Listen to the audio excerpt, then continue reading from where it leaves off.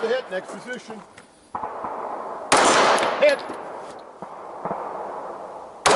Hit, next position. Left, hit. Hit. Hit.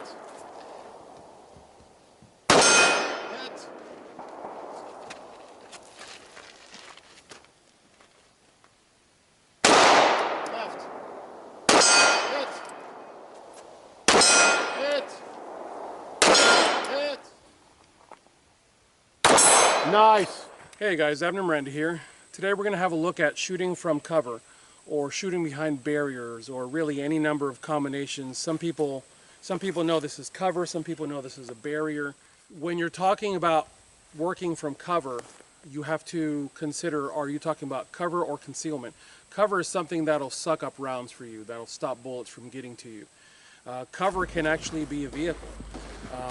Vehicles are wonderful ablative armor because there's so much. And by the way, and I need to clarify, the more modern the car, the more ablative it is to, the more resistive it is to rounds getting through.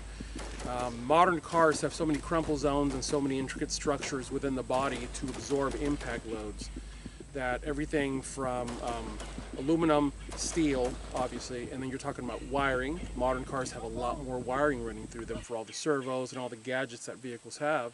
Years ago I went to a vehicle class, and the most bullet-resistant vehicle I ever saw was like a late 1990s Honda Passport. It blew me away how many rounds we poured into that vehicle. And we could not get a shot to go cleanly from B post to B post and out through the other side of the vehicle. And every time we'd pull something else up, people would be like, yeah, that's gonna go through. Nah.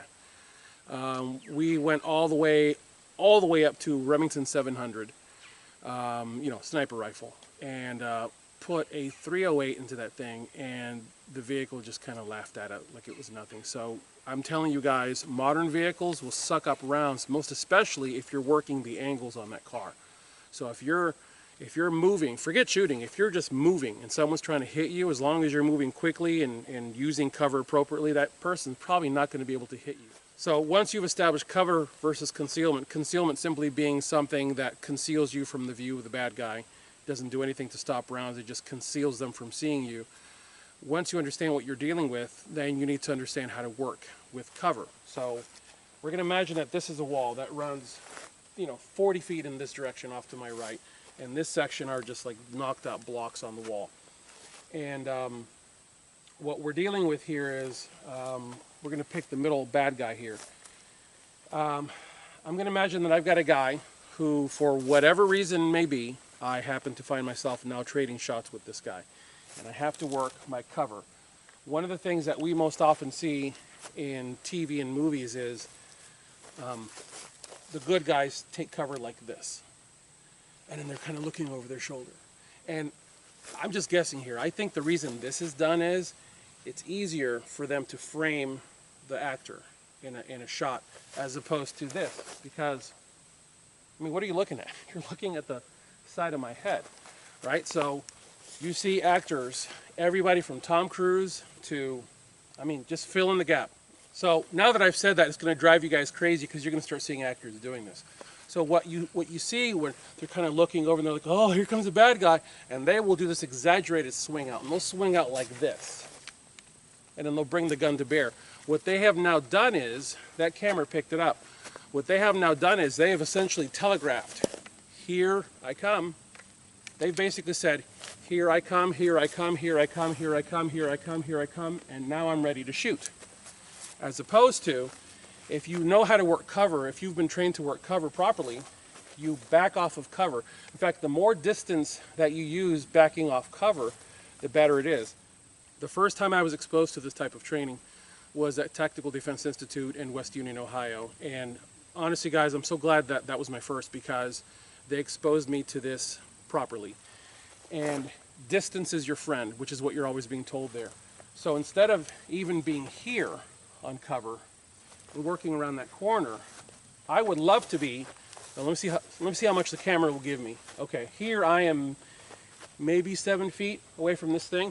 Guys, this is even, I want to make sure I'm still in frame. Okay, this is actually still This right here is infinitely better than if I was here. This is an 11.3 inch barreled rifle. Okay, so for here, I still in a fairly good position to take shots on this guy, as opposed to being here. Okay, but ideally, if I have the ability, I'd love to be able to work this cover. Because remember, if we're talking about a solid wall all the way to my right, I'd love to be able to work this cover from 15 feet back. And if I'm 15 feet back from this guy, and tell you what, I'm going to allow this camera to pick me up for right now. If I'm 15 feet, this is roughly 15 feet from this barrier. Now remember guys, imagine that all of this is a solid wall. You can't see me. If I start working the angles on this bad guy, in fact, I'm going to work the angles on the iris of this camera. Right here, I've got the iris of that camera. I could put a shot right through the middle of that camera if I wanted to. What I just showed you really demonstrates what the problem is. You think Hollywood is going to allow an actor to stand 15 feet back from cover when they really need to be framing this shot? No. That's why you see this. Okay. So when you're talking about working cover, work within the confines of what you've got. So now let's imagine that I am dealing with another object behind me. A vehicle, another wall, whatever. So this is all I've got to work with. I've got to get shots on this guy. Right here, I've got him.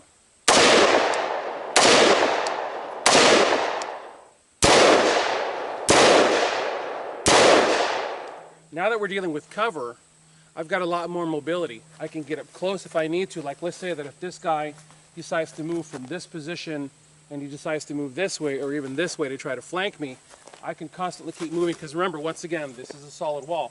So let's make believe that, I don't even know if this camera will pick it up, there's a guy right here in front of me. So let's make believe that this guy has gone from here to here to here. So if I'm here and I try to take a shot on this guy and I pop at him and he decides to start moving on me, all I have to keep doing is peeling back, there he is there, peeling back, there he is there.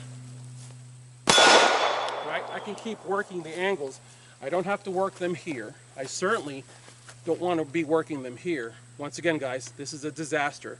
Just like you see in movies and TV, you see the actors doing this stuff. Once again, when you're talking handgun, man, this is the ideal position to be in.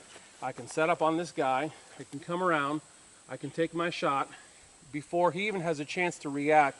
If I'm doing the dropout properly, he has very little chance to react to what I'm doing. In fact, from this position, I can actually be muzzle about here. I can come up, decide where he is, and typically when you do the dropout correctly, the bad guy is not going to see you coming and you're first going to see his feet. If I'm scanning, and like right here, I am now seeing the very edge of, actually I think it's this portion right here on the target.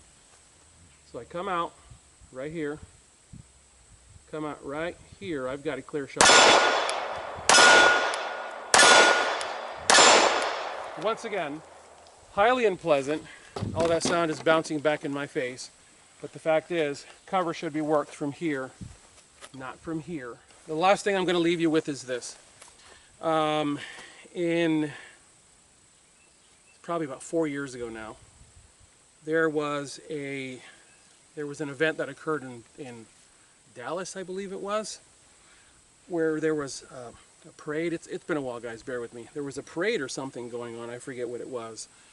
And a police officer had to engage a guy that had an AK or an SKS, I'm not quite sure what it was. And the officer took cover, approached the guy, and I believe it was in front of a library, but I can't remember. Anyways, he approached the guy behind a pillar, meaning the officer took cover behind a pillar. And the officer was actually doing a fairly decent job. They were trading shots back and forth.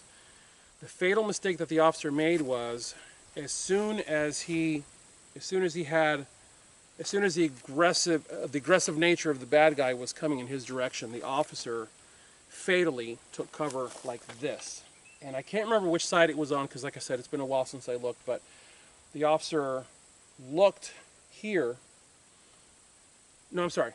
The last time he had seen the bad guy, because the officer was a righty, the last time he'd seen the bad guy was on this side of the pillar, right side. So they're trading shots. The bad guy starts advancing on him. The officer rolls up, takes cover against the pillar because That's what he has always seen. He takes cover on the pillar. Then he peeks around the left side of the pillar where he had last seen, or I'm sorry, he peeks around the right side of the pillar where he had last seen the bad guy. So he does this. Just then the bad guy, who clearly knew what he was doing, flanked the officer. Came around this side and burned that cop to the ground. He put a bunch of rounds through him that skipped off the sidewalk and left sparks, and that police officer hit the ground with what was clearly a body that had already reached the point of death. There's no pretty way to put that. The officer's body hit the ground, and you could tell there was just no life there. It was, when I first saw that, was with my wife. I don't remember if it was the evening news or caught it on, I think I caught it on Facebook. And I did that when I saw it, and my wife goes, "What?" And I said, "Oh, no!" And that was it. And my wife goes, "What's the matter? What's the matter?" She ran in the room. I said, "That cop just got killed. That cop just got murdered for lack of training."